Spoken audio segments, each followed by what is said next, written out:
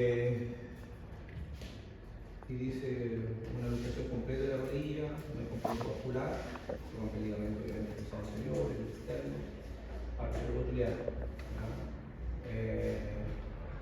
no hubo compromiso óseo. Bueno, en un principio era la luxación, después ya con la resonancia se determinó todo el compromiso ligamentario,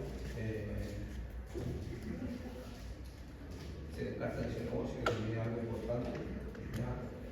Pero obviamente la recuperación va a ser, ¿ya? Porque más allá de lo que nosotros podamos manejar dentro de la mayor frecuencia, desde un 15, ¿cierto? Una distensión ligamentosa, la 1, la 2, la 3, que es lo más común que nos podemos encontrar a nivel articular. Pero también nos podemos encontrar con esto. Esa es la primera imagen de que uno puede, claro, esto no es algo común. Una luxación de rodilla es una característica, ustedes vieron el mecanismo de luxación, tampoco fue algo, como comentamos alguna vez con otros profesores, se alinearon los planetas para que todo fuera mal. Desde la posición del deportista, desde la posición del otro futbolista y la posición en la cual queda esa extremidad puesta, justo la línea de fuerza atrás para que ocurriera esto. Ahora, en una luxación uno puede entender que, más allá del concepto de luxación, podemos imaginarnos qué es lo que pasa con todo ese tejido blando. El tejido blando periarticular estamos hablando. Entonces, si se fijan, lo primero que dentro del parte médico es que no hay compromiso vascular. Porque por eso uno siempre, o como kinesiólogo tal vez, siempre nos vamos a preocupar del ligamento, la cápsula, bueno, el hueso, que esté todo en su lugar. Sé que no hayan fragmentos óseos, no hayan fracturas, y de ahí ligamentos. Y aquí uno puede suponer qué es lo que pasa con los ligamentos y cápsulas. Entonces, lo que a veces olvidamos o no tomamos en cuenta el compromiso que puede haber a nivel vascular o neural. Entonces, en las luxaciones y las subluxaciones hay que tener claro que esa distensión del ligamento pasa a ser más allá de un simple, comillas, de 15. Para eso, lo primero, y es fundamental, lo vimos en los talleres, es fundamental para poder conocer al paciente la evaluación, ¿cierto? Nos sirven todos los antecedentes, desde la historia clínica, en el sentido de qué lesiones frecuentes pudo haber tenido antes, si es que está haciendo una recidiva, o sea, si está volviendo a lesionarse, una lesión antigua, quizás por ahí también otras lesiones, no en el mismo lugar, pero quizás sí, por ejemplo, a nivel articular, en la otra articulación contralateral o en una articulación cercana, quizás cuando está sucediendo algo, está ocurriendo con esa estabilidad propia, y claro, lo más fácil o lo más común de asociarlo a una hiperlaxitud. Si sufre un 15 de tobillo, sin tener un mecanismo mayormente agresivo, y además sufre un 15 del otro tobillo, y después por ahí una distensión del tobillo, no se puede decir, o sea, algo está pasando con esos ligamentos. Entonces, el historial clínico obviamente es importante. Obviamente dentro de la inspección que uno realiza, no solamente la inspección o observación local, sino que hay que tener un cuadro general, un buen alineamiento, ¿cierto? Un examen postural para ver si existe alguna alteración biomecánica que puede estar favoreciendo esa posible lesión, o que puede haber favorecido esa lesión. Por lo tanto, es importante un análisis, ¿cierto? Una observación general. Hay que hacer pruebas funcionales o evaluación del movimiento.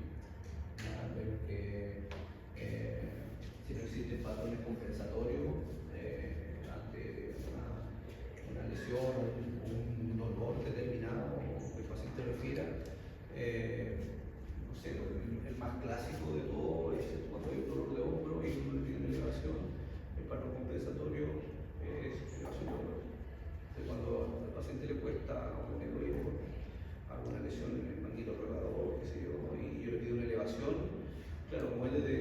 siempre tuvo que llevar su mano a la cara, una función básica. Entonces, cuando tiene esta lesión crónica o este dolor que ya lleva varios días o semanas o meses, algunos incluso, como necesita llevar su mano a la cara, y si hay una dificultad de elevación, ¿qué es lo que hace? Compensa, elevando el hombro. Entonces ya no hace con el movimiento unilateral solamente, sino que además asocia la elevación. Y es característico en las lesiones o las patologías con compromiso de hombro que tenga este patrón asociado a la elevación. ¿Ya? Y por eso uno le pide, más allá de las pruebas especiales propiamente tal, le pide simplemente que se mueva. A ver, que levante el brazo, es una abducción, es una rotación externa. ¿Ya?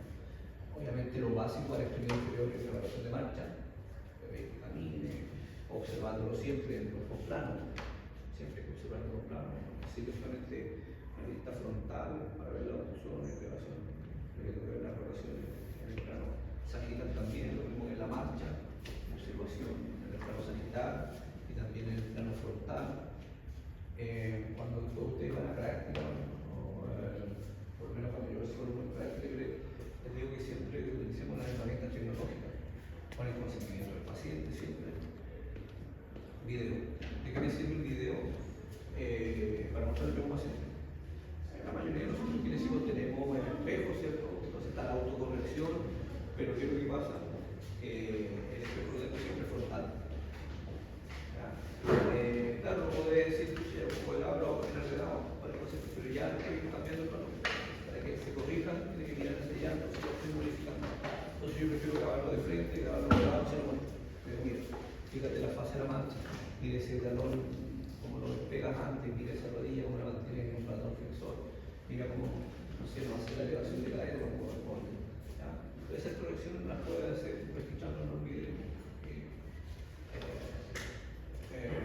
Me sirve mucho también para el antes y el después. ¿Ya? Mira la sesión, ver todas las alteraciones de marcha que pueda tener, o sea que vayamos con ejemplo y después de X cantidad de sesiones, mira cómo caminaba en un principio, mira cómo está caminando ahora.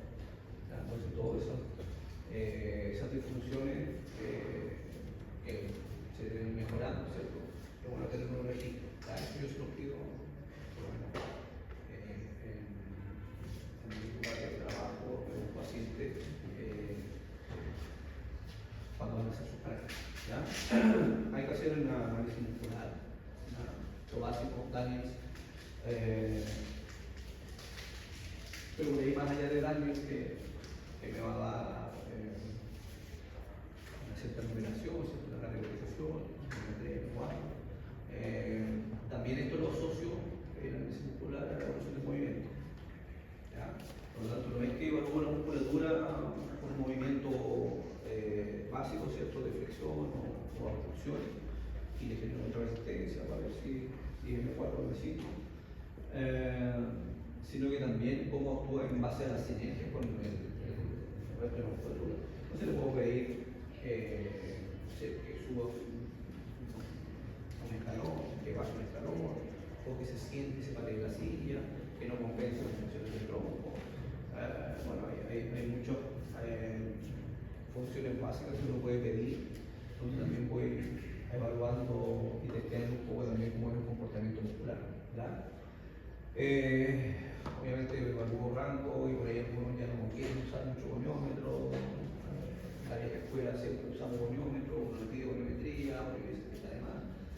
La goniometría sirve mucho para los pacientes también, un tema motivacional, decirle que mira, llegaste con, qué sé yo, 60 grados de flexión y ahora llevamos 90, entonces tener el número, tener ese registro numérico también como feedback para el paciente es mucho más gratificante y más estimulante.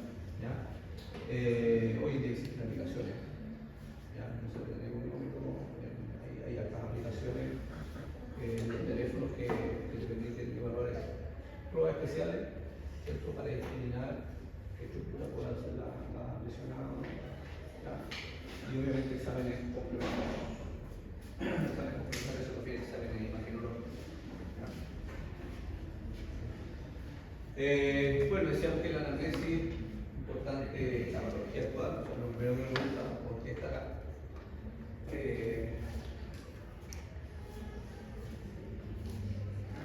Yo siempre le pregunto eso al paciente cuando llega. ¿Por qué vino? ¿Por qué fue al médico? Porque viene con una orden médica. A veces cuando uno le dice depende, hay que estar ahí dispuesto para todo tipo de pacientes. Yo siempre apelo a que ningún paciente va aquí o al médico porque no tenía nada que hacer en la casa.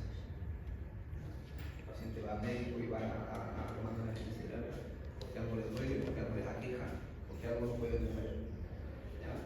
Por lo tanto, son muy pocos los que llegan así como feliz y mandar venir. Hay un componente emocional y todos llegan así medio afectuados emocionalmente, algunos vienen así derechamente mal y te contestan así. Digo, ahí busqué bien, pero sí está. En la orden dice, ahí dice, sí, porque estoy preguntando. ¿Por qué fue al médico? ¿Por qué me duele?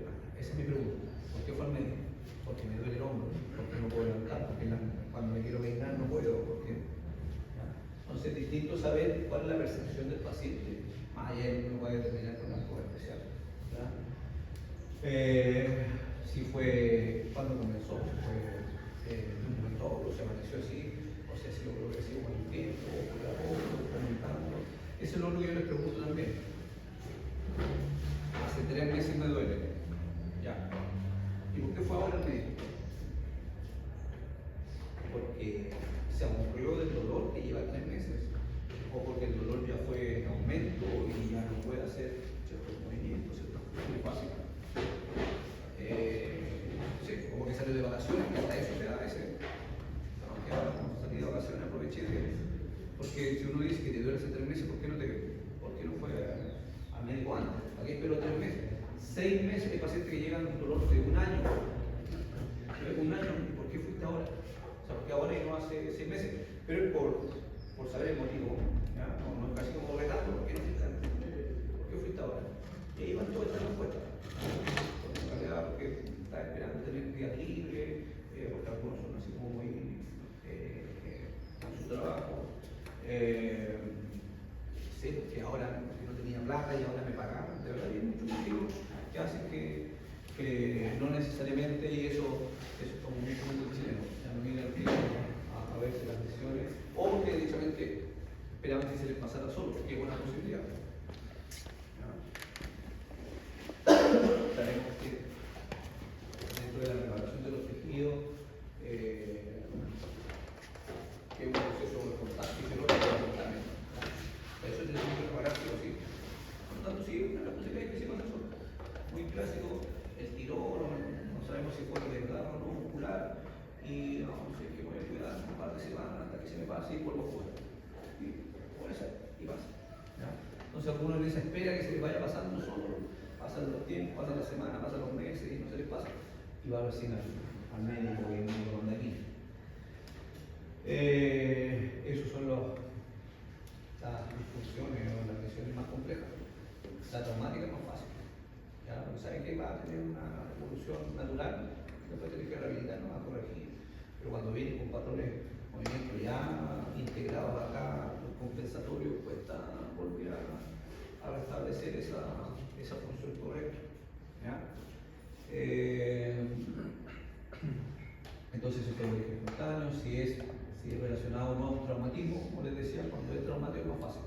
Ese mecanismo, sí, mira, se me trabó la rodilla, giré, me dijo el médico, ahí, te pasó. No antes, ahí ocurrió antes, el médico estaba bien, se lesionó. Mecanismo de lesión, la ocupación es importantísima. ¿Saber qué rol? Porque no me interesa el título profesional, yo le digo, ¿cuál es su ocupación? No, soy ingeniero. Ya, pero ¿qué es lo que hace? Trabaja en oficina, trabaja en terreno, vehículos, o mucho, no sé, funcionarios públicos. Pero ¿qué es lo que hace? Lo mismo, ¿no? Tengo que moverme, tengo que levantar peso.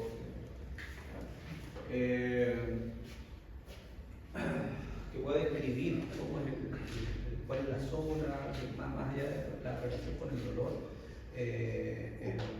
Recuerden que no siempre el dolor va a estar asociado a la lesión. ¿Ya?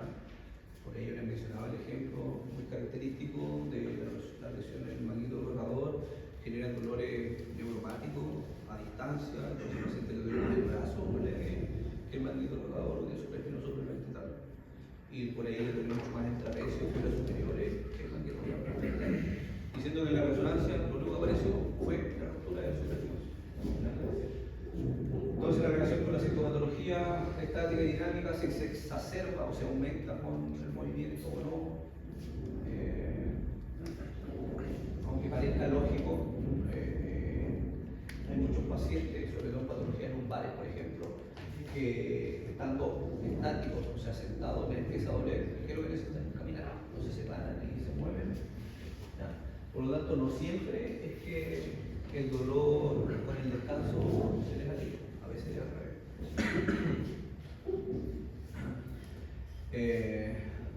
Si ha recibido tratamiento kinésico, yo le pregunto, ¿ha hecho antes? Sí, no, por la misma lesión o por otra lesión. Experiencia previa, examen correctario, le decía yo que tiene que ir con las imágenes. Bueno, y esto que pasa, aunque lo que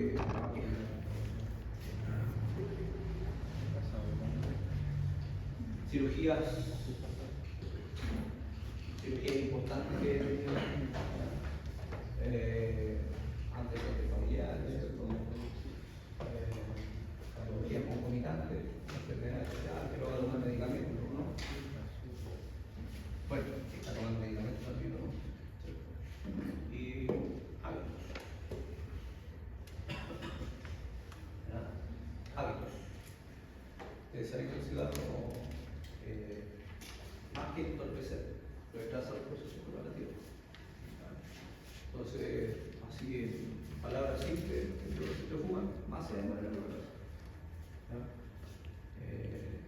Uno entiende que cuando hay pacientes fumadores que 20 años fumando, no le va a cambiar su día para otro, va a dejar de fumar porque se fracturó o porque se desgarró o se guinzó. Pero mientras vamos a meterle en la cabeza, casi como por cansancio, que deje de fumar o que fume menos.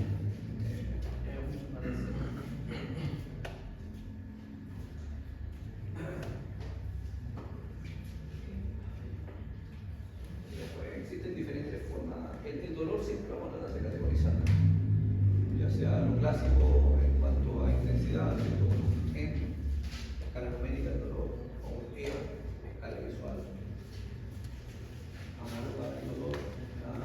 A veces uno de las fichas tiene, le pide al paciente que marque o te duele más. Entonces hay diferentes formas de poder determinar las características del dolor. La localización, la magnitud, todo desde 1 a 10, cuánto es lo que las características del dolor, hablamos de esto depende mucho del vocabulario reciente, si hablamos de un dolor lancinante, un dolor urente, no sé, ¿qué está hablando? ¿Cómo siente? No, yo siento como que me quema, hay un dolor como que me pulsa, como que me clava. Ahí vamos a ver la ficha, ¿no? Las palabras de uno si quiere, si lo coloca coloquialmente. Hay veces que el paciente explica y en realidad no tengo cómo traspasarlo en el lenguaje técnico. Se le pongo comillas. El paciente refiere dolor como que a cosas que dicen los pacientes. Me coloco ahí entre comillas, literal, lo que dice el paciente. Horarios de la aparición del dolor. No, en la noche me duele más. Cuando me estoy quedando dormido, o sea, no puedo hacer el sueño porque duele mucho. Me duele más en las mañanas cuando comienzo a moverme. Bueno, entonces, todo relacionado al horario, factores agravantes, o sea, cuándo duele más y por otro lado también cuándo duele menos. Entonces, el paciente dice, no, cuando llego y descanso o me acuesto, ahí se me pasa. Entendiéndose que no es algo frecuente o general para todos. No a todos se les pasa el dolor cuando descansan. Hay algunos que el dolor le aumenta cuando descansan. O cuando se acuestan. La frecuencia del dolor todos los días, no, a veces me duele, a veces sí, a veces me duele más, a veces me duele veces hay días que no me duele nada. ¿Ya? Entonces, obviamente, asociado también a cuánto tiempo lleva, hace 2 días, hace 2 semanas, hace 2 meses.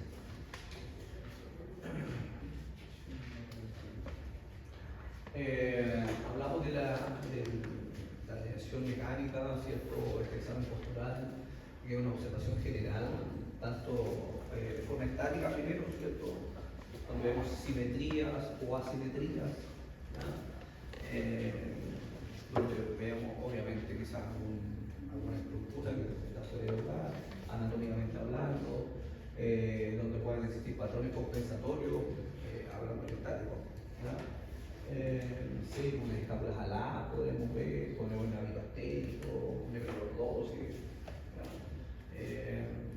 que vamos a ir viendo más en detalle después. Por lo tanto, esta inspección estática en la actitud postural, entendiendo que además esto también tiene que ver con la personalidad o con las situaciones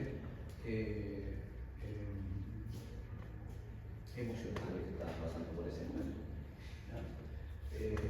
Claro, si uno llega medio cabizbajo, porque ocasionalmente quizás en ese momento no lo está pasando bien, más allá del dolor, más allá de la lesión. Pero quizás hay otros elementos que se suman acá arriba que hace que adopte esta postura como más alicaída. Les decía yo que es muy difícil que el paciente llegue así como feliz de la vida y vengo a terapia, porque no, el paciente va siempre quejándose por algo. Nadie va a gastar dinero o tiempo en el servicio público si no le duele nada, si no le va a quejar nada. Retracciones, alteraciones en la forma, alteraciones en la piel y alteraciones en el trofismo. Ojo que en la musculatura no solamente testeamos fuerza y flexibilidad, sino que también todo lo muscular, el trofismo, ver si hay aumento de volumen, con masa muscular, no como edema o proceso inflamatorio, sino que si hay alteración en el volumen lógico de la musculatura. Y es fundamental esto. Yo hablo de las horas de vuelo. Las horas de vuelo, así como que los pilotos dicen, no, tantas horas de vuelo, mientras más horas de vuelo tienen, más experimentando. A mí las horas de vuelo son las horas con pacientes, ver paciente, ver paciente, ver paciente. En tercer año, fisioterapia les digo, les sugiero, vayan por las puertas, hacer pasantías.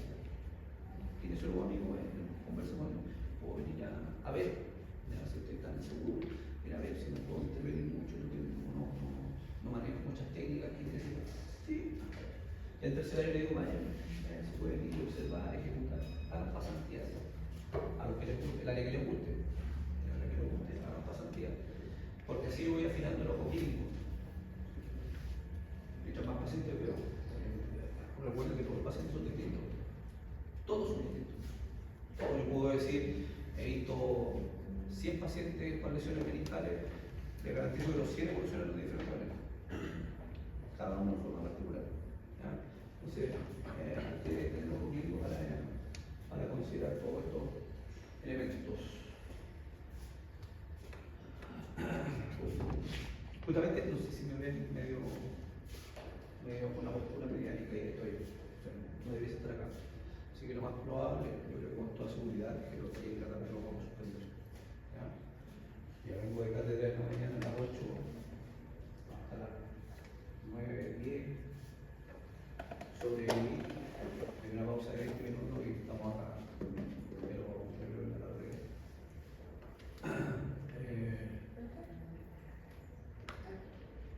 Cuando me gusta eso de las familias, ¿cómo es que usted se refiere a que nosotros vayamos con nuestros familiares o a algún centro a vivir? Por eso quizás el segundo no van a ver. Usted va en tercero, en el verano, saliendo de tercero o cuarto. Soy estudiante de Guinea, pase a cuarto año. O venir a mirar.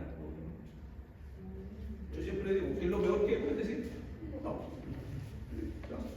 No sé lo que a alguno le va a decir, sí, le gustaría que yo siempre lo sigo pasando.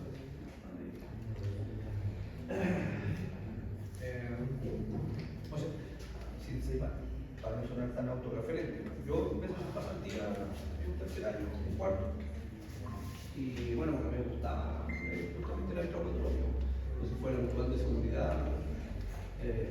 Por ahí un conocido de acá, pero bueno, que hizo ahí. Así que empecé mis primeras horas de vuelo las hice con una pasantía antes de entrar a la práctica. Bueno, hablamos de la inspección estática y después nos vamos a la evaluación dinámica. ¿Ya?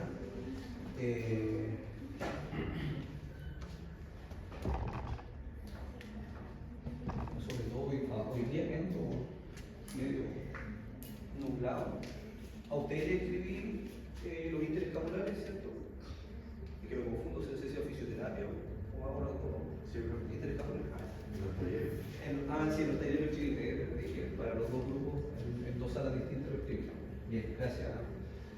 ¿Por qué? Porque en la evaluación de movimiento yo tengo una evaluación dinámica, ¿ya? ¿Se entiende? Donde tengo que ver, obviamente, alteraciones que se puedan generar en el movimiento, ya sea por patrones de movimiento compensatorios, ¿ya? Por patrones antiálgicos, esto que les decía yo que el paciente, como le duele la numeral, ¿cierto? Cuando se vaya a pellizcar con el acrobio, como sabe que aquí ya le va a doler, compensa. Entonces es un patrón antiálgico para evitar que le duela hacer. Clásico, la mayoría de las cojeras o las claudicaciones son antiálgicas. El paciente empieza a cojear. ¿Por qué? Porque si hace movimiento natural le duele. Entonces, ¿qué es lo que hace? Mueve el bloque. Entonces, de esta manera. ¿Ya? Patrones antiálgicos. Por lo tanto, yo tengo que evaluar, obviamente al hacer una evaluación dinámica, evalúo movimiento. ¿Ya? Y dentro de eso, por eso me acordé yo el ejemplo más claro del ritmo escapulohumeral. Esta imagen clásico de Newman, ¿ya? Donde se ven todas las líneas de fuerza, los vectores de cada musculatura escapular, en su relación aquí con los cuatro magnetos rotadores, pero es cómo esos se fijan, ¿ya? Cómo estabilizan, bueno, en este caso la musculatura binumeral propiamente tal, y cómo se moviliza en relación con la escápula, ¿cierto? Esto que también es clásico del 2x1, ¿cierto? De movimiento binumeral con respecto al movimiento escapulotorácico. Y esto tiene una secuencia, ¿cierto? De orden. Entonces, cuando uno evalúa y se encuentra con disquinesias, de verdad que es notable. Entonces, te le piden que haga una función, por ejemplo, y la escápula realmente va. Se supone que tiene que moverse la escápula, como decíamos, por 2 grados de prenumeral, por 1 grado de escapular. Entonces, a veces pasa esto, de repente se queda pegado, se sigue moviendo, de repente se queda pegado, de repente salta, de repente se mueve más lento. Y uno dice, pero así son las disquinesias. Y es como muy común. Ni hablar de comparar el izquierdo con el derecho. Hay uno que de repente la escápula anda por allá y el izquierdo responde elegido con funciones contralaterales.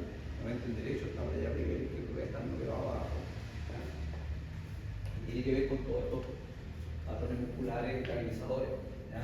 Entonces, estamos hablando acá que nos estamos formando como kinesiólogos buenos. Porque si no, le ponemos una compresa, nomás si le duele el hombro, una compresa. No, pero si vamos a ser buenos kinesiólogos, tenemos que fijarnos en todos estos detalles, porque un detalle es una alteración en esa angulación, en ese movimiento, que va a generar trastorno acá.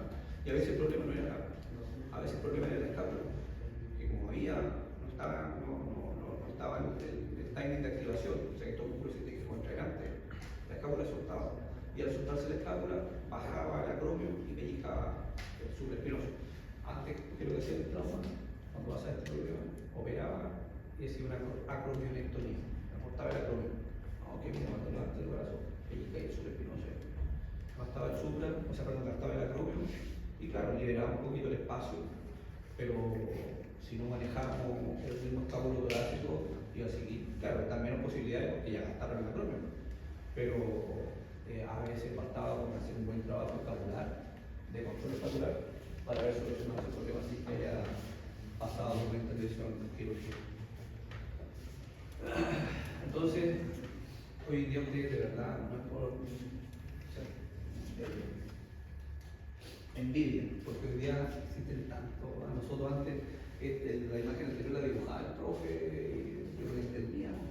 Hoy en día parece que hay tanta aplicación, tanto que en realidad es mucho más fácil de entender todo esto que les estoy hablando.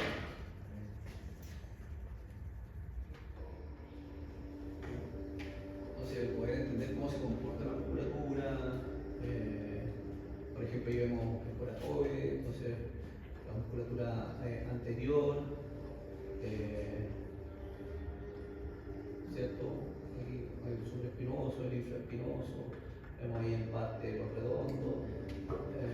Entonces, entender, si se fijan, la línea numeral es el movimiento de abducción, de rotación y la escápula cómo se mueve junto con el útero, ¿ya? Entonces, en realidad, poder entender un poco eso nos facilita en demasía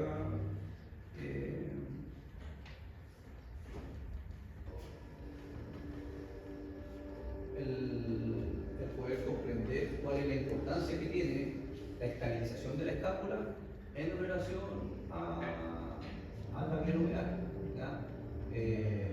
No es solamente el movimiento, decíamos, glenomeral, que es lo que uno pueda suponer, sino que el rol de la estabilidad de la escápula, cómo afecta. Y eso que decía yo en el taller, que afectaban todas las lesiones, bueno, traumatológicas, de extremidad superior. ¿Ya? Entonces le decía ese porque los escapulares son importantísimos en esas disfunciones. Por eso que hablamos más de disfunciones, ¿ya? Alteración de la función. Análisis muscular, decíamos que la palpación, ¿ya? O sea, el análisis muscular no tiene que ver solamente con Daniel, ver si puede hacer movimiento contra la gravedad o contra resistencia o no, sino que tenemos que palpar. Bueno, dentro de la palpación vamos a hablar de temperatura, si hay aumento o no, si existen aumentos de volumen, ya sea por procesos inflamatorios, edematosos, o si existe una disminución de volumen por una hipotrofia. Podemos palpar contracturas musculares o espasmos musculares, una hiperactividad muscular, distensiones, acortamientos. Por lo tanto, el testear un músculo, insisto, no tiene que ver solamente. Recuerden que la fuerza, claro, no puede decir la fuerza es una propiedad principal del músculo, sí. Pero si ese músculo tiene mucha fuerza, pero no tiene flexibilidad, tampoco me favorece mucho. Porque el músculo no se mueve solamente hacia acá, tengo que ir al otro lado. Entonces, si ese músculo está acortado, porque está con la sobreactividad, porque trabajé mucho, difícilmente va a poder generar, para partir de la posición 0 a volver a esta flexión. ¿Y cuánto no tomas eso? En la lesión. Y no hablo solamente de lesiones musculares. Creo que eso lo dije la semana pasada o en una clase anterior, les dije que la única estructura con la cual nosotros podemos trabajar es con el músculo. La única estructura que nosotros somos capaces o debemos ser capaces de modificar es el músculo y su función. Insisto, no solamente en la generación de fuerza, sino que también en la vuelta atrás, o sea, en la flexibilidad.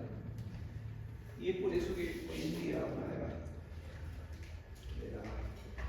escuelas, una de las tendencias que hay en la rehabilitación se basan en los desbalances musculares. ¿Ya? Son diferentes teorías.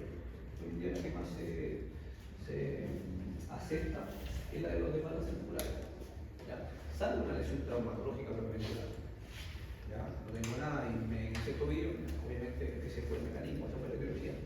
Pero cuando aparecen dolores progresivos o sin una causa traumática, hablamos de desbalance muscular. Se le pregunta al paciente, pero ¿y hace cuánto te duele? Hace 3 semanas. ¿Y cómo te empezó el dolor? No, necesitas alguna fuerza, para pensar si soy de carro, no, se me empezó a doler de a poco. Esos dolores de a poco, esos dolores progresivos, la cosa de aparición progresiva, tiene que ver con desbalance muscular. O sea, hay una alteración de la musculatura, sea la causa inicial o no. Yo siempre voy a encontrar un desbalance muscular. Y parte de eso es lo que digo aquí. El desbalance muscular tiene que ver con que van a haber músculos que se sobreactivan, o se contracturan, se activan, y músculos antagónicos que se inhiben, o que pierden su capacidad, o pierden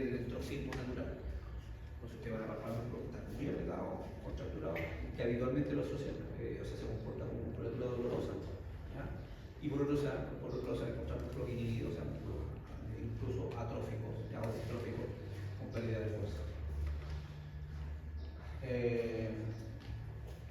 Los kinesiólogos tenemos nuestra principal herramienta son nuestras manos, ¿ya?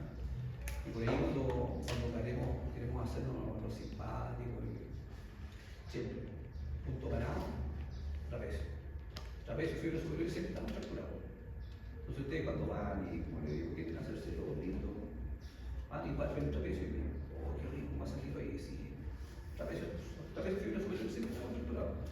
Ustedes mismos se pueden palpar ahí, un compañero de la. Entonces, ya ahí gana el punto ya, en eso tenemos esa herramienta, nos han venido y sabemos cuál es el punto. Ya, y después ya en el plano más profesional, cuando el paciente va y refiere dolor, ustedes van a palpar puntos checkpoint, puntos de gatillo en la región intercapsular, siempre van a encontrar uno. Entonces uno le dice al paciente, mira, no me diga nada, pero le dice, oh, y te haga así, mira ese no, sí. Así el paciente le dice, bueno, el kinesiólogo, ¿cómo sabe? No le he dicho nada, y sabe dónde me duele, sabe dónde le. Porque, bueno, una regla fundamental en la kinesiología es que no existen las generalidades. O sea, uno puede decir, siempre pasa esto, o a todos les pasa esto. ¿Ya? Pero sí es común que ese trapecio de fibra superior esté contracturado o sobreactivado. Es común que van a encontrar puntos gatillos en el anular del omóplato, en los romboides, muchas en el cuádriceps, en el recto anterior, en los peroneos, siempre ustedes van ahí y van a sentir ahí músculos. Porque la musculatura en ese sentido también se puede clasificar en músculos que tienen o que están más comúnmente propensos a la sobreactividad o a la hiperactividad, así como músculos que tienden a inhibirse, ya tienden a perder fuerza. Los que tienden a sobreactivarse, así como en general no, por ejemplo, los músculos antigravitacionales, los músculos posturales, porque tiene que mantener mi postura de un lado siempre está como más apretado. Entonces hay que palpar eso. ¿Ya? Entonces, la evaluación muscular no tiene que ver, decía yo, solamente con látex. No, activo, pasivo.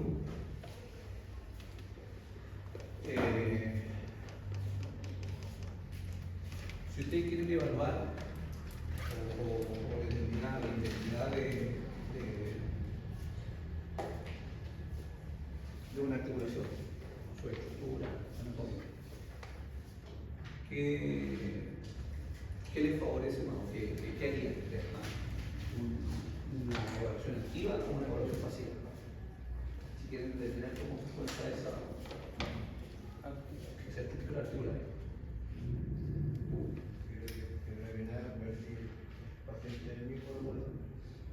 Yo se le dio una evaluación activa. ¿Ya? ¿De qué depende esa evaluación activa? Si tiene dolor. ¿Ya? Puede ser un factor que altera ese error, el dolor. ¿Ya? O sea, si yo le pido que haga una flexión de codo, le duele el codo. Le doy una flexión de codo y le duele, está alterado el error, obviamente, ¿cierto? Ya, pero eso es determinante para ver si el problema es en el codo. No sé si me explico. La evaluación activa, ¿de qué depende? ¿De la estructura del codo? ¿O de qué más? Por eso que la evaluación activa depende de la intensidad del músculo. ¿Ya? Entonces, si yo quiero evaluar rombo, quiero evaluar la indemnidad o el compromiso que pueda tener a nivel articular, yo hago una evaluación pasiva. Si yo solamente quiero ver si no logra la flexión, producto de que hay una retracción a nivel capsular, o si hay, qué sé yo, alguna alteración a nivel ligamentario, yo le hago una evaluación de ROM pasivo. Porque si lo hago activo, dependo de la musculatura. ¿Ya? Hay muchos que evalúan activo, hacen una evaluación activa, pero como les digo, si yo quiero discriminar y no depender también del factor muscular, yo prefiero hacer una evaluación pasiva.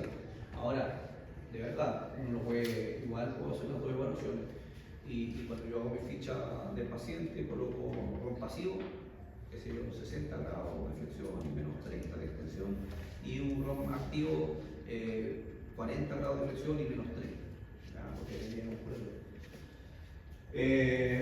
Y obviamente el dolor, las irritaciones que puedan haber ahí, ¿ya? Después, a nivel más siempre local, ¿cierto? Pero yo puedo determinar, evaluar perimetría, pruebas especiales, ¿cierto? Para discriminar qué estructuras pueden estar más o menos afectadas. Me parece que una prueba básica para mí en columna, en lesiones de columna baja y extremidad inferior en marcha. ¿Ya? Cualquier lesión de extremidad inferior de columna baja, yo evalúo marcha. ¿Por qué? Porque yo asumo, o quizás puede ser que exista alguna alteración en la marcha. ¿Ya? Puede que yo vi para entrar al paciente al box y lo vi caminando bien. ¿Ya? O sea, no vi mayores disfunciones o alteraciones en esa marcha. Pero ya después, evaluando de forma mucho más específica, podrían encontrarse alguna rehabilitación. ¿Ya? Puede que no, ¿ya? Pero yo lo primero que pienso es que pueda estar alterada la marcha. ¿Ya? Por lo tanto, tengo que cerciorarme de eso.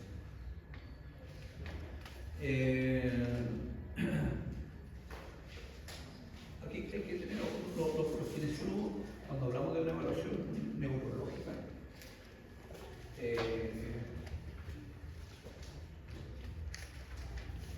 ¿cierto? Hablamos de desarrollo periférico relacionado a la determinación de tipo de hueso central. Pero más allá del compromiso que puede haber o manifestación clínica, ¿cierto? Una plegia, una paresia, ¿cierto?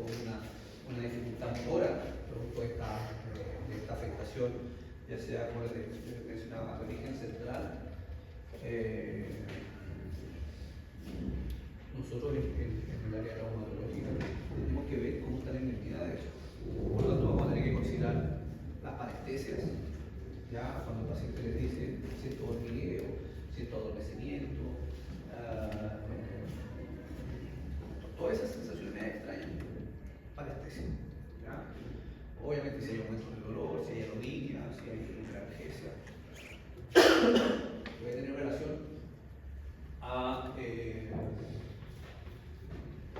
a donde pueda haberse alterado el sistema nervioso periférico. Ejemplo clásico, no sé, una parálisis facial. El nervio facial se ve con un proceso inflamatorio, habitualmente muchos lo asocian viral. Y el más clásico de todo es la síndrome leucociático, que puede estar asociado a un compromiso, cierto pensamiento discal, una hernia de núcleo pulposo, que esté apretando, pellizcando, que esté generando un estrechamiento, ¿cierto? El agujero de conjunción, y ahí se pellizca, y por eso viene parte con dolor. Yo siempre digo, el dolor se puede manejar no solamente con técnicas analgésicas, sino que con técnicas de rehabilitación kinésica. Yo le digo, ¿cuándo se puede formar? Cuando ya empieza a haber un daño motor.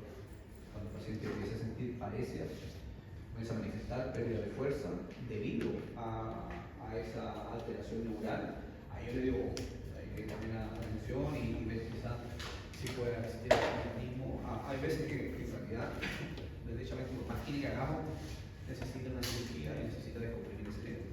A veces el disco está tan hecho pedazos que en realidad está transmutando el nervio, por lo tanto tiene que pasar por cirugía sí o sí, ¿ya? Sobre todo cuando ya hay compromiso motor, ¿ya?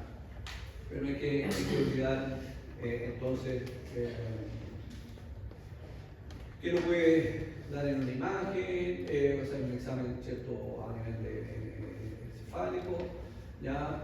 Y esta imagen la asocié más que todo con lo que hoy en día se acepta, ¿cierto? Y que se está relacionando a todos, finalmente, que tiene que ver con la neuroplasticidad. Por ahí leí unos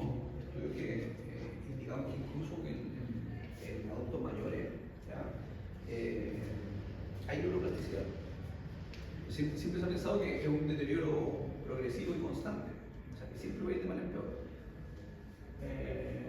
Pero hay artículos actualizados que hablan de que incluso los adultos mayores existe la neuroplasticidad, por lo tanto podrían lograrse avances en todo aspecto. El aspecto cognitivo, obviamente, el aspecto motor, ni hablar, asociado a la neuroplasticidad. Así que ojo ahí. Bueno, interesante tema, sobre todo pensando en la proyección de ustedes. Ustedes saben que también las proyecciones como salud pública, ¿cierto? Que estamos como sociedad, ¿cierto? Envejeciendo, hay más adultos mayores, ustedes se encuentran con personas sobre 70 años muy activos, practicando deporte, practicando actividad física, y es lo recomendable también. Lo que está relacionado, por lo tanto, hay un grupo potencial de pacientes que a ustedes les va a tocar ver. Digamos que se va a apoyar, está fundamental en todo este estudio que se está consiguiendo hoy día sobre la neuroplasticidad.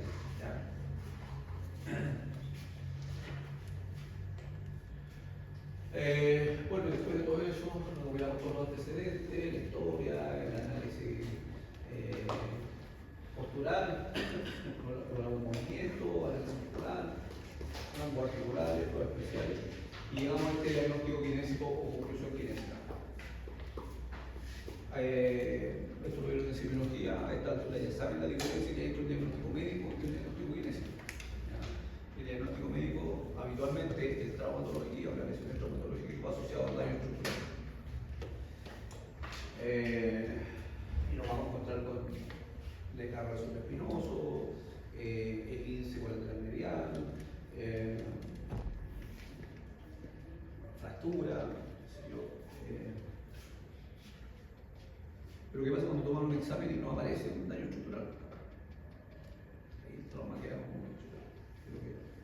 Y aparecen las artralgias, las ogonalgias, las omalgias, las coxalgias. ¿Saben lo que es una coxalgia?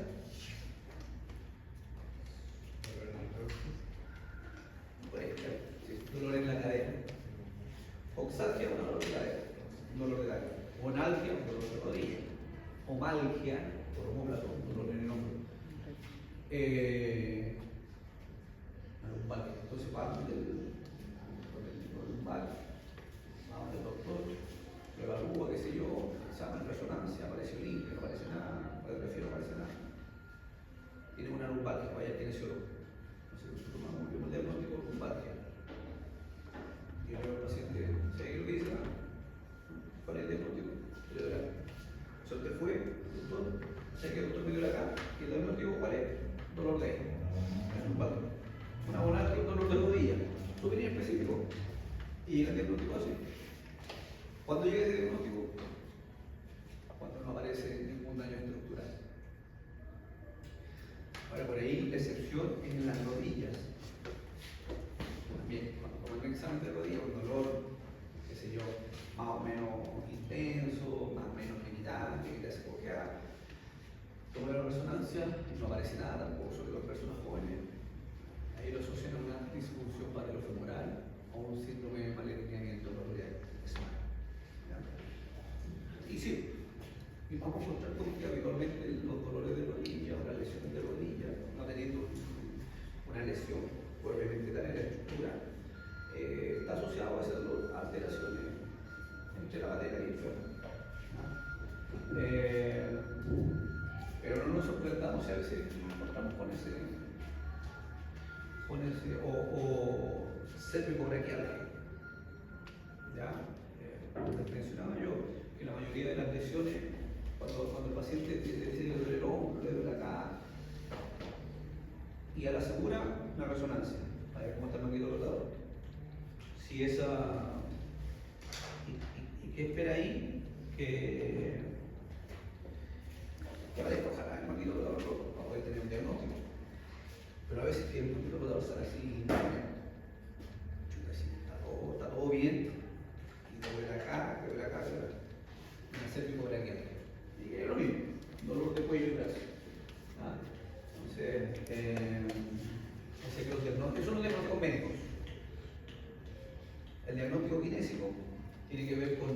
conclusión kinésica, que es como el resumen de todo esto. ¿Ya? Y me imagino que en psicología lo que hicieron, tuvieron que hacer diagnóstico kinésico, ¿o no? Sí. Existen diferentes, yo habitualmente, bueno, uno más allá que se pueda basar en artículos, obviamente, de escuelas extranjeras, ¿cierto? Siempre le cree más a los norteamericanos, más estudios, después por ahí escuelas australianas o las europeas. Por lo tanto, hay diferentes formas de cómo enfocar ese plan de intervención, porque finalmente, bueno, el diagnóstico kinésico y la conclusión kinésica me van a permitir, o sea, es la clave, porque a partir de esto yo voy a plantear mi plan de intervención, mi plan de tratamiento. Bueno, que yo, ¿cómo voy a determinar qué es lo que tengo que hacer si no tengo claro cuál es el cuadro inicial? Entonces yo evalúo, me formo y me redacto, me planteo este diagnóstico kinésico y de ahí hay diferentes formas de intervenir, ¿ya? Porque hay diferentes formas, hay lugares, centros o instituciones de trabajo donde existen protocolos. Entonces ya si te encuentras medianamente con esto, ya, este es el protocolo a seguir. ¿Ya? Lo de los protocolos, personalmente, soy como medio reacio porque el protocolo es como una receta. A todas las lesiones meniscales hay que hacerle, a todas las lesiones de ligamento cruzado hay que hacerle, a todos los lumbagos hay que hacerle una receta. Pero ya lo hemos conversado muchas veces que no todos los pacientes son iguales. Mucho que en todas las lesiones meniscales no van a tener un comportamiento, por lo tanto, más allá del diagnóstico médico y del protocolo que tenga que seguir para ese diagnóstico médico, lo fundamental va a ser esto. ¿Ya? Entonces le decía que hay diferentes formas y hay muchos cursos. Lo que fíjense, este curso de evaluación y tratamiento kinésico avanzado en Bolivia. Toda la semana incluso en Santiago, online. ¿Ya? Más que todo eso, no sé ni cuánto es, lo tomé como ejemplo, lo más que tengo en esa imagen. De que siempre hay como actualizaciones en ese sentido, ¿ya? De poder evaluar y a partir de esa evaluación poder determinar un plan de tratamiento. ¿Ya? Entonces, formas de intervención o métodos de intervención van a estar asociados a este plan o sea, a esta evaluación, ¿cierto? Poder desarrollar un plan de tratamiento. ¿Ya? Tengo que ver la primera decisión, bueno, esta manera reside el médico, si va a ser un tratamiento ortopédico o traumatológico, kinésico, o si va a haber alguna intervención quirúrgica. ¿No? Me planteo objetivos. El objetivo general, también eso siempre yo apelo a mi criterio.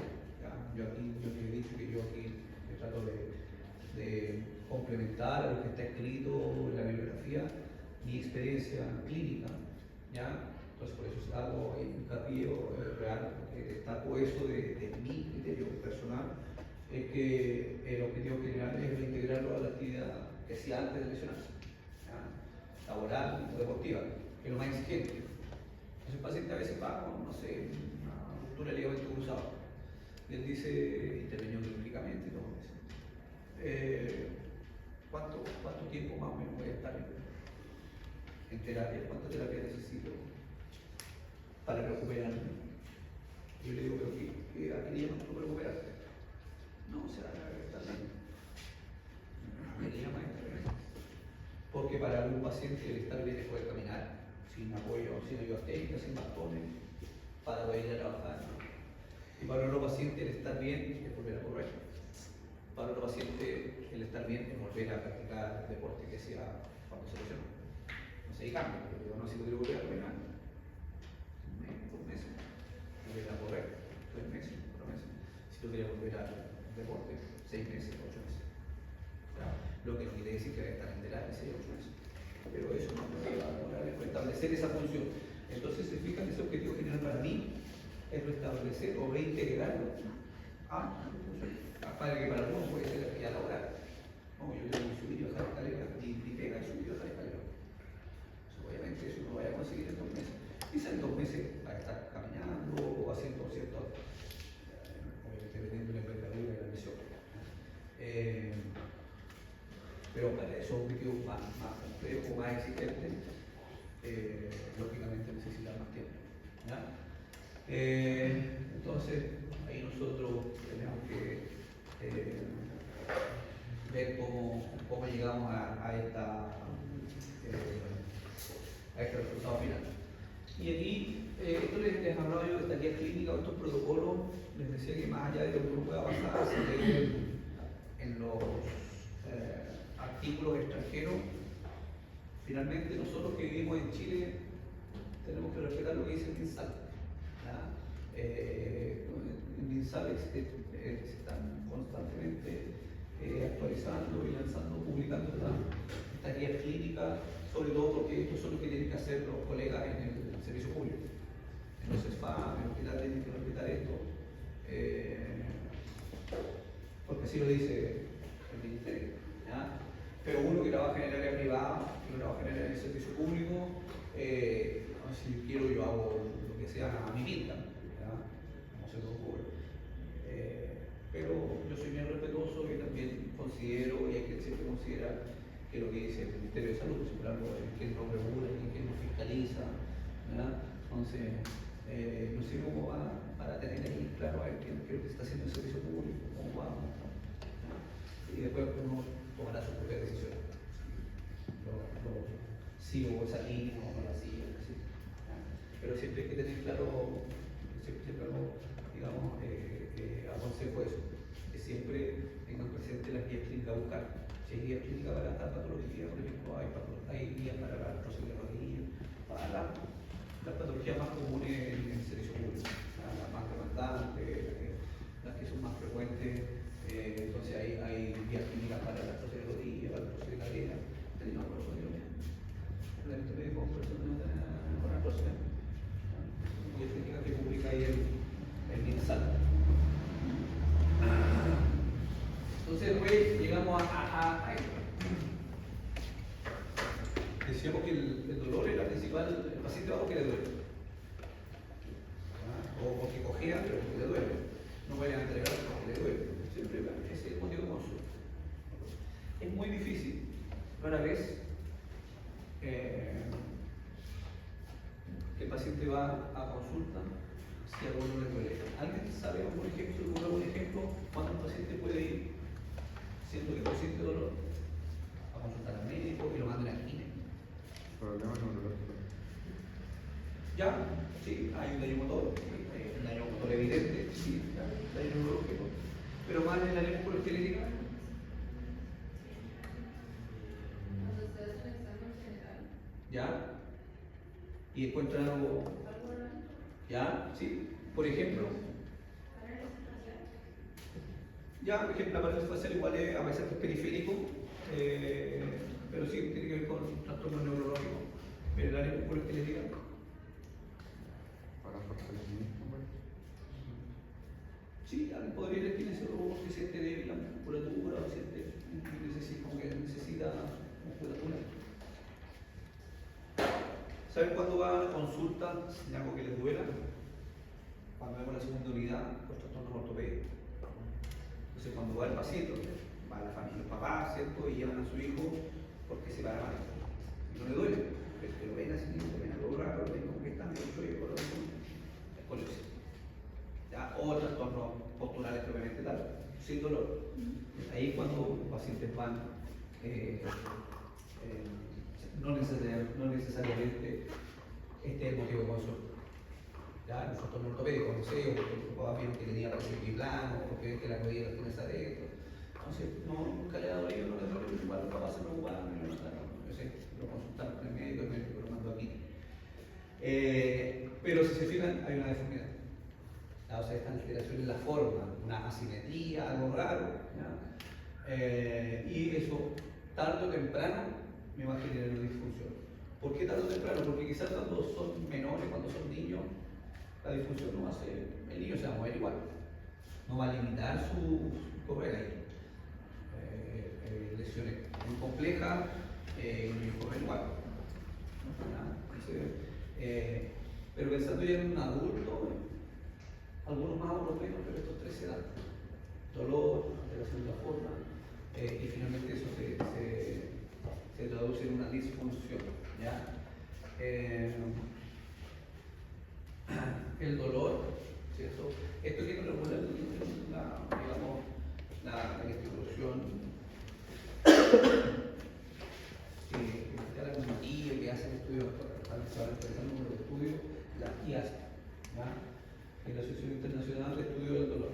¿Ya? Y ellos son los que definieron el dolor como esta experiencia sensorial de carácter desagradable asociada a una lesión tisular real o potencial, ¿ya?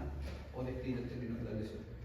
Y habitualmente una lesión importante o asociada de dolor, ¿ya? Una lesión menor asociada con menos dolor. Eso en general. ¿Ya? Por ahí creo que les mencioné en algún momento que no siempre una gran lesión va acompañada con un gran dolor, o viceversa. A veces que el paciente refiere mucho dolor limitante, disfuncional, o sea que le altera la función, y uno puede decir, oye, que para mí que, no sé, le hace las pruebas clínicas y le exacerba el dolor, no sé, que ese tipo de estar hecho pedazo. Con resonancia, y el tipo está ahí, sanito. Si lo que te duele tanto, entonces. O viceversa. El paciente va porque problema urinario, pensando que algo renal, y toma un escáner y aparece un disco hecho pedazos. Y está teniendo un problema de origen fiscal. En realidad, el dolor es muy complejo y el próximo año en fisioterapia vamos a ver todas las variantes que tiene. Corresponde a la detección de lo que uno pueda observar de forma externa, ¿cierto? En cuanto a la estructura. La estructura que las asimetrías que uno pueda observar y pueda relacionar a posibles alteraciones estructurales. ¿Ya? Obviamente, todo lo que son relieves anatómicos, relieves óseos, uno puede dar o manifestar más antecedentes. Y una disfunción finalmente es la alteración, y eso es lo que hoy en día se acepta, digamos, como objetivo general al final, establecer esa función, mejorar esa disfunción.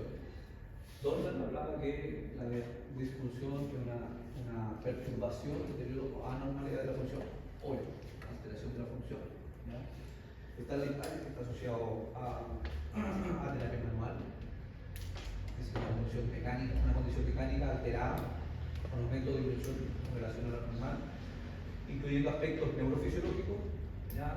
Lo que altera el movimiento anormal. Por lo tanto, una alteración en la disfunción, una alteración de movimiento, no solamente está asociado, si yo no puedo mover el hombro, no es solamente un problema glenumeral, o sea, no es un problema articular propiamente tal. Puede que yo no pueda mover el hombro, quizás no me duele, y puede que no pueda mover el hombro porque tengo muy débil la musculatura. Y toda la articulación está salida. Tomé una resonancia y aparece todo en su lugar, nada dañado. ¿Y por qué no puedo estar uno? Quizás porque tenía poca fuerza, porque tuvo mucho tiempo, con el brazo inmovilizado, genera atrofia, pérdida de fuerza. Y claro, pues trato de mover y no lo puede mover. Falta fuerza. En las disfunciones hablamos, yo lo chilenizo el concepto. Le digo al paciente, aquí no se trata de conseguir, cuando hay distrofia o atrofias musculares, yo le digo el objetivo no es la fuerza bruta, ¿ya? No es levantar más fuerza, no es que si yo puedo levantar 15 kilos, hay que llegar a levantar 20. No. Más importante de esa fuerza, o la fuerza bruta, que digo a los pacientes para que lo entiendan de otra manera, se trata de un control neuromuscular. ¿Ya? ¿Y eso por qué? Porque no es que la musculatura sea capaz de generar una contracción con más o menos fuerza, sino que va asociado a ese comportamiento neurofisiológico, ¿cierto? Que tiene que ver con el control. ¿Ya? Porque recuerden que es una respuesta a una orden neural, ¿cierto? Que permite que tenga una mayor o menor contracción. Por lo tanto, hablamos de fuerzas controladas. Y eso es mucho más importante que la fuerza bruta. Entonces, una disfunción puede presentar como un trastorno de hipermovilidad, o hipomovilidad. Habitualmente uno lo asocia más a la hipomovilidad, ya restricciones articulares, está rígido, está, no sé, hay una hipomovilidad, pero también en una hiperlaxitud se da la hipermovilidad y tanto uno como otro, tanto la hipo como la hiper, se puede generar una disfunción. Obviamente las características de esta disfunción van a dar origen a este plan de tratamiento como yo lo pueda mejorar o restablecer esa función original. ¿Ya? Por lo tanto, nuestro tratamiento va a depender de eso, cómo yo restablezco esa función perdida en un líquido. Las alteraciones en la forma, que pueden ser congénitas o adquiridas, primaria o secundaria, o relacionadas a la disfunción cuando existe una lesión de igual manera congénita o adquirida, ¿cierto? Que fue más de origen traumático. Y de ahí entramos en todo lo que son los trastornos de tejido blando.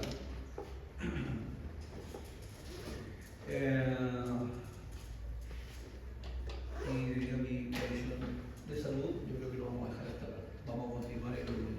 Son 49, esta clase de tejido blando son 49 diapositivas. Llevamos la 22, ya. El programa vamos a hacer mitad hora y después, así que después continuamos. Voy a hablar con la jefe de la hora, le voy a informar ahí que más probable sea, no lo mandó. Que suspendamos la